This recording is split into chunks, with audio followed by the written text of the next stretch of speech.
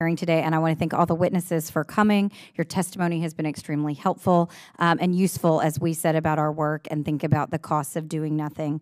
I represent Texas's 7th Congressional District in Houston, and as many of you can probably imagine, I'm very interested in these issues. It's a big part of why I decided to come to Washington.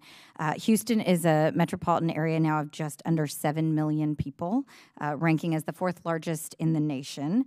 More than 250 people move to Houston every single day, and our infrastructure is feeling the challenge.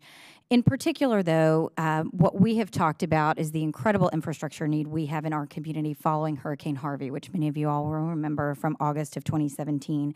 And so I want to focus my questions for the purpose of this hearing on a concept that we've heard from some of you about, but I want to specifically follow up with Ms. Lee and Ms. Mira about the conversation about resiliency planning and what it looks like to plan a resilient infrastructure. I think not only for the greater Houston area, which is on the Gulf Coast, but for coastal communities across the country. When we talk about rebuilding our infrastructure, we're talking about rebuilding resilient infrastructure.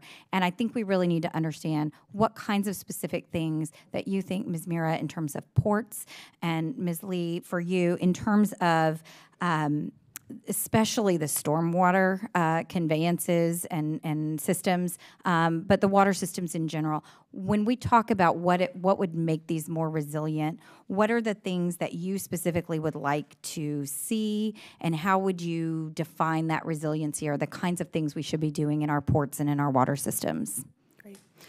So I'll start off, and I'll tell you that in our part of the world, we worry about earthquakes. And so we are actively planning for a 9.0 Cascadia subduction event to happen somewhere in the Portland, Seattle area.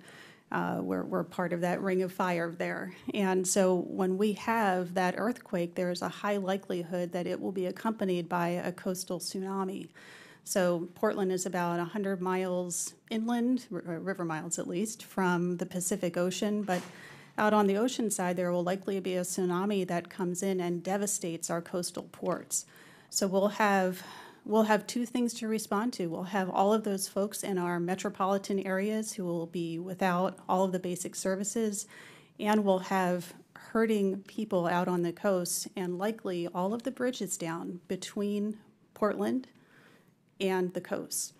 Those are the things that the state of Oregon, the state of Washington, our ports, the federal, all of our federal partners, we are all thinking about that and planning for that now, determining where we will actually shut down operations and say, those folks are going to have to concentrate on their families. We are shifting the headquarters, whatever group it is, inland, hundreds of miles, because we know that the impacted areas won't be able to respond. So it's a combination of planning, but then also being thoughtful about the infrastructure that comes after it. Thank you very much. Ms. Lee?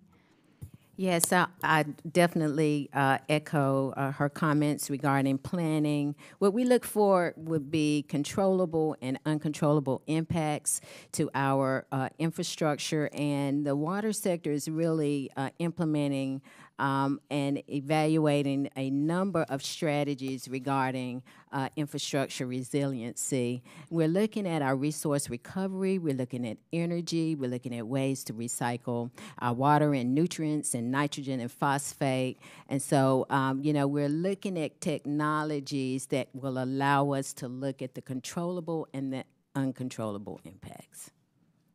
Thank you. I guess one question I have in hearing about the ports, Ms. Mira, we experienced that same concern about storm surge and coastal storm surge. Have you all been working on plans, or do you have ideas about how we can create physical infrastructure to address the storm surge concerns?